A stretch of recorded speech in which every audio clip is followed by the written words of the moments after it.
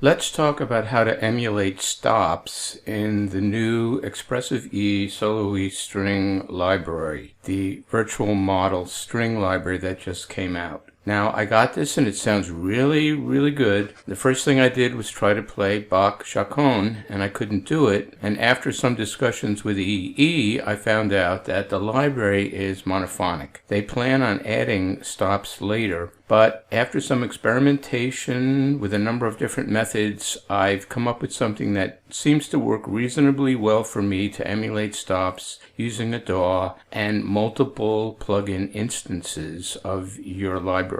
So let's talk about a method that you can use to play single, double, and quadruple stops, emulating them with nice arpeggios as you're playing on the Osmose in external MIDI MPE mode. You don't want to play this in the sound engine mode because Soliste library might make assumptions on the use of velocity and other things, so use the standard MPE external MIDI mode. So the first thing you'll do, bring up your DAW. Now I'm using Cubase, but this will work, I assume, for any DAW that supports MPE, like Ableton or Bitwig, others too. And what I did was duplicate 4 instances of the Violin 356, that's their Violin plugin, and then I'll go into that plugin and set a few parameters. Do this for each of your instances. Number 1, I'll set the resonant body to what I think makes sense for me. Well, I'm playing Bach here, so the antique body makes sense. And I want to impose my own vibrato with the Osmose bend. I don't want the library to do it for me, so I turned off the vibrato. Of course, I want to keep MPE on, the default, and everything else, I just use the defaults.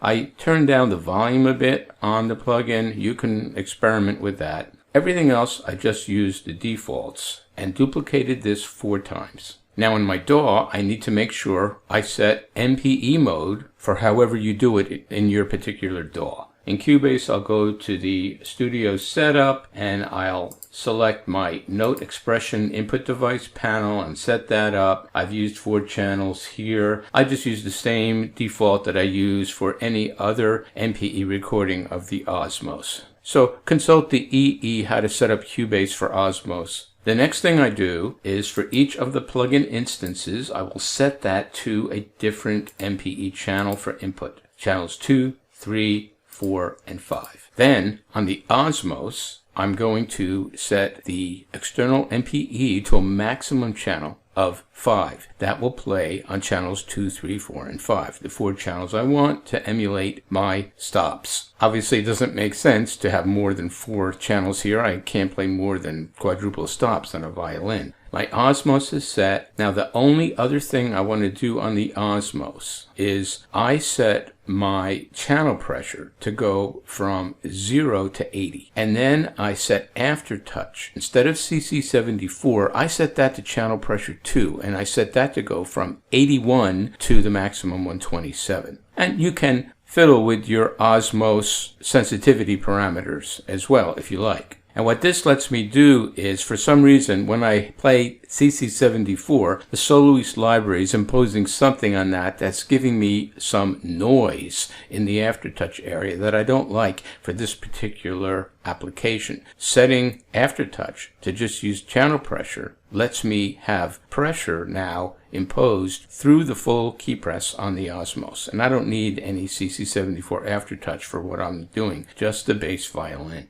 So that sets things up on Osmose. It sets things up in the DAW. Now I should be able to just select all my voices. You're going to have them all selected, obviously, to play. And now I should be able to go and play in the Osmose and also record if I want to and play it back. So let's do a little testing of that. I'll do a little recording in the DAW, play it back. It's not the greatest way to do this. Ideally, the library should have modeling of stops because they will sound a little different in terms of a stop versus just duplicating on a plugin. But this method seems to give me a reasonably good sound. Try it out, see if it works for you. And now I'll play a little bit.